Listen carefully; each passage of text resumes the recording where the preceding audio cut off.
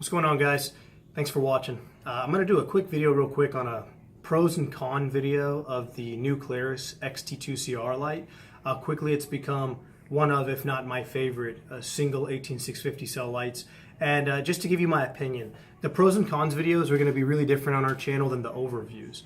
The overviews are going to be primarily objective, so going over things like the run times or the user interface and things like that, things that are inarguable.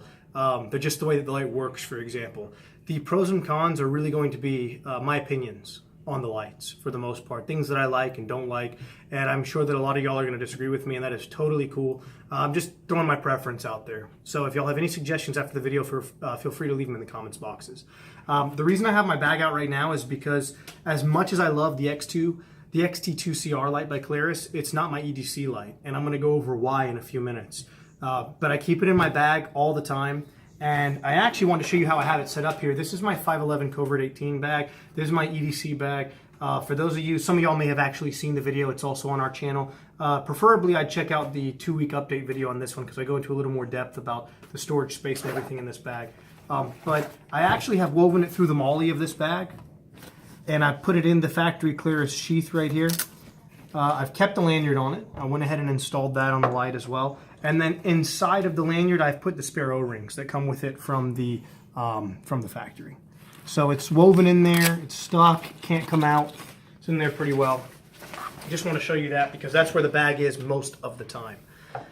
Now, in using this light, I want to tell you first and foremost, the reason why I don't EDC this light, even though I would absolutely love to, is because this light is so bright, guys. I mean, this light is so bright, and the mode that I use most often in my lights is Moonlight mode. I have a young child that sleeps in the room, my little boy, and if I have anything outside of that Moonlight mode, then it wakes him up instantly. So I had to find a light that had a Moonlight mode, and this light just doesn't have a Moonlight mode. And I'm not even going to list that as a con for this light, because this light is not designed to be a Moonlight mode type light, in my opinion. And we're going to get right into it so you guys can see what I'm talking about. One of the things, I'm going to start with the pros because there are a lot of pros on this light. First things first, guys, if you guys have seen my beam shots video of this light produces an amazing beam. I've never seen a light that produces the amount of spill that this light does, or a light that has such a smooth transition from the hotspot to the spill. We just witnessed Hurricane Irma a few days back, maybe about a week ago now actually, and we posted a video on that as well. And somebody actually tried to break into one of our cars outside the house. The alarm was going off to multiple cars in the neighborhood, and it was rainy, it was nasty, it was muggy outside, and this is the first light that I went to. And as soon as I ran outside and I turned this light on, I mean, it lit everything up. And when I say everything up, I mean when you compare it to something like an M1X Striker, for example, by Olight, which is another light that I have and a light that we'll also do a pros and con video on, there's just no comparison. And I actually brought out one of my older lights here. This is like a first generation Phoenix TK75 light. This is a triple LED light. The reason I bring this out, on maximum output, this guy produces 2600 lumens, which is a full 1000 lumens more than the XT2CR light. Obviously in a much bigger package. I wanted to compare these two because I kid you not, guys, I am getting the exact same amount of spill from this guy that I am from this guy, which takes 14 18650 lights. And again, is a triple LED emitter versus a single LED emitted light. So this light is king in that regard. Another thing in terms of tacticality that I love about this light is how fast it is. There are certain lights, like I have a Nightcore SRT7, and anyone that has any of the SRT series lights will know exactly what I'm talking about. There's about a half-second pause from the time you actually turn on, you click the tail cap on those lights, and it takes the light about a half-second for whatever reason to power on. The thing I love about the Klarus is that it is just instant on. I mean, as soon as you tap it, it is on. Every single time. There's no hesitation at all. The same goes for the strobe mode too. It's probably one of the fastest, if not the fastest lights I've ever used. I absolutely love that about this light. The pocket clip was a little concerning in the beginning because I love deep carry pocket clips. And I was hoping that the pocket clip was going to ride a bit higher, kind of like on my M1X Striker. But it turns out that it's okay because the retention on this pocket clip is one of the best I've ever had. I've had zero issues with it. In fact, I am very happy with the pocket clip on this light.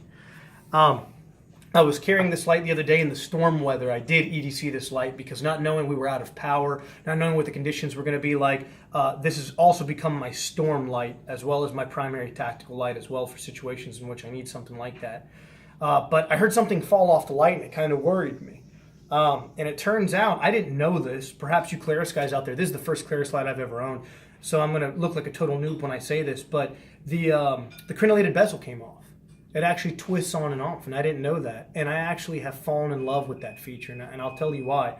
It's my understanding that Klarus makes all different kinds of filters and things like that that you can put on some of these lights, so it just adds to the versatility of the light. They also make far more aggressively crenellated bezels.